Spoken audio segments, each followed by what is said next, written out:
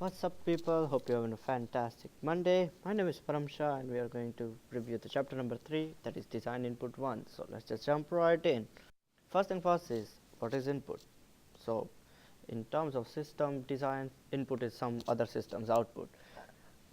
Now, as Mr. Bean is saying sarcastically, now the different thing that is written over here, such as prototype and product declaration, feasibility testing, laboratory testing, market survey, and design inputs. These are the various part of design control process, and we'll with the importance of design input. So first thing you need to know is, in FDA's eyes, the research and feasibility testing, it will not count as a design control.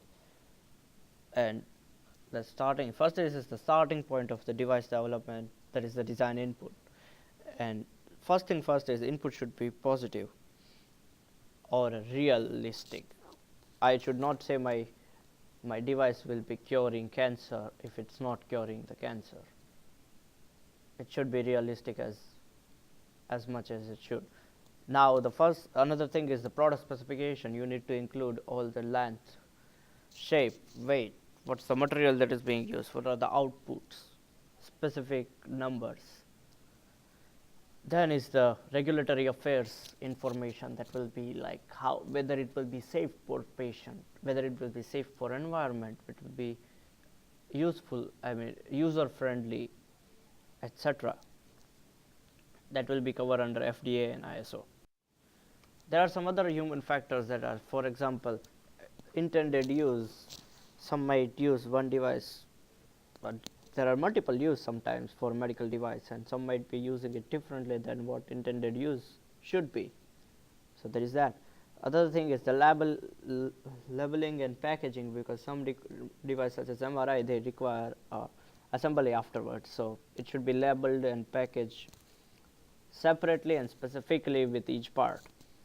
Other thing is environmental limitation, that will be if you are using lead in the device, that will be really harmful for environment, so you should take into consideration as well. Contractual requirement that comes under, for example, if some company is making some part of your devices, that will be really helpful. You need to make a contract with them to use it with your device or sell it with your device, and that comes under special delivery and special packaging.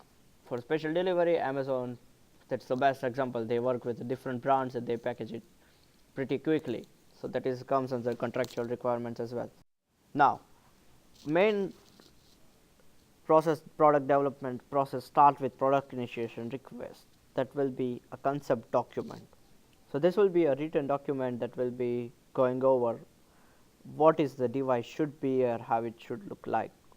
Now this is the kind of proof that you came up with the idea and you'll be start developing it thoroughly. But this won't be this is not necessary to be 100% quantitative, or you should have some amount of data to publish. You can just write it and send it to us. This will help you to notice whether the idea or product you have is feasible or not. For example, there is an idea kitty with bulb on its head. So that's how it's work. If you have an idea, make sure that you at least have a one written document. Now, there are some elements of the concept document. First is the statement of purpose, that what will be the device is being used for, what will be the intended use. This, because that's the one of the most important part that FDA looks for. Second of all is the market position, whether other companies are available with a similar device, or how is the user finding the other company's device. If they have some problems in it, how can you improve that? That comes under FDA as well. Then the statement of product design, that basically contains the designing part, as I've gone with, or physical characteristic, that will be the length, weight, shape, user UI or GUI when it comes to softwares. Then list of intended claims, because some of the device produces one or more applications, so they need to work on the different claims that device can perform. This should be in concept document, since it's not very quantitative, sorry for that, not qualitative but quantitative, so you can you can be as broader as can be when it comes to writing up claims. Another thing is the technical and clinical requirement. You can contact surgeons, you can contact physicians, you can contact the scientists to know whether it's required in the industry or not, and you can get their views on it. Final thing is the cost, because always there is some time where the device will be overpriced and then nobody is going to buy it. So cost should be in between, the cost friendly to user as well and easy to use. Moving to next slide. Now there is another document that is known as product performance specification, or PPS. That would be a more hard document than the conceptual document. So this will be having a more quantitative data rather than qualitative data. Now this is also counted as the initial input for final development of the product, and it will generally consist the data from feasibility study. I know I said FDA don't count feasibility study as a design control, but you can put the output or data that is coming from feasibility study and to put it here as a final output or as a numbers. The next thing is the element of PPS. Now elements of PPS, so how it works is, as I mentioned before, PPS is a product performance specification that will be different than a conceptual documentation. So as the name suggests, it will contain the performance characteristic that will be the intended use of devices, what are the procedures that the device is being used in clinical trials or a clinical environment, and relevant the user setting which most of the surgeon and most of the technician goes through. Other thing is the product characteristic, how the device will look when it comes to, well, physical characteristics like color, dimension, shape. What will be the chemical characteristic? It will be the materials that are being used, because as I said before, it also applies to environmental as well. So if lead is being used, that might be really harmful for younger children who might not know what that is.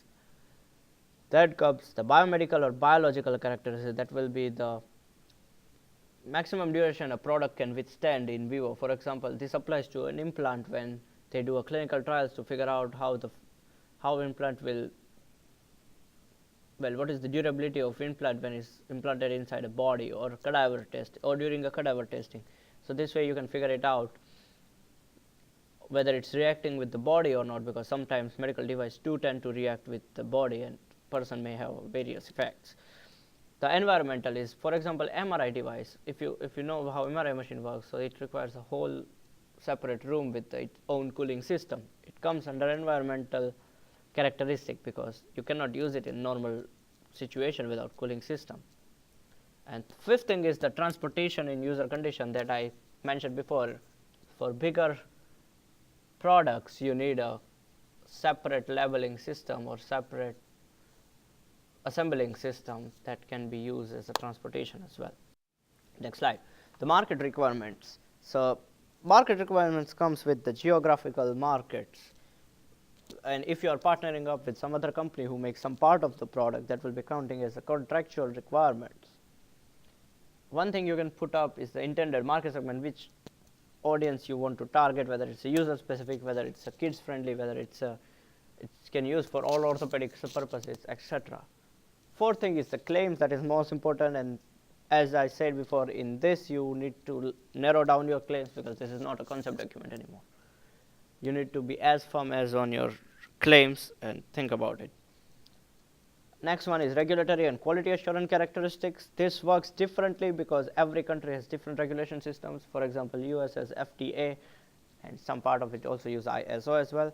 And different regulation systems has a different standardized testing methods for device that will fall under respectable countries' regulatory services. Now, categories of design input. So first is functional. So the design input or a device should be a functional device. First thing in the PPS, it should be realistically. Functionality matters no matter where you go. Second thing is performance. What is the performance is just not only in the users but also when it comes to sales, because when it comes to overall industry, you need to see the whole device market as an industry, and money is what mostly driving the whole thing. So performance both in the usage, specificity, sensitivity, and all in a marketplace, whether in numbers of sales.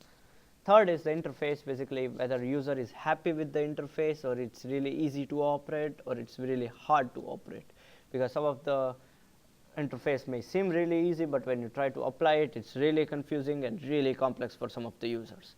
So that's how it should be working. And this is where the chapter ends with the design.